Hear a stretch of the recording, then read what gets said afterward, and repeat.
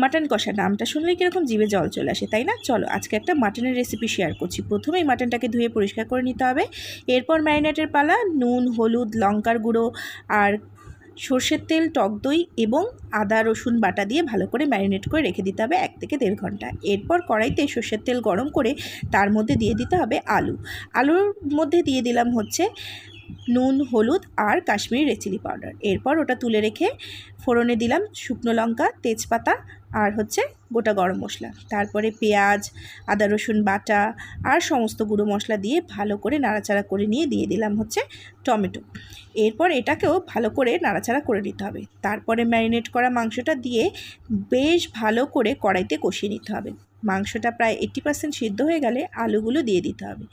দিয়ে যে যতটা পরিমাণে ঝোল খেতে চাও সেরকম জল দিয়ে উপর দিয়ে গরম মশলা ছড়িয়ে একদম তৈরি পোলাও আর মাটন কষা।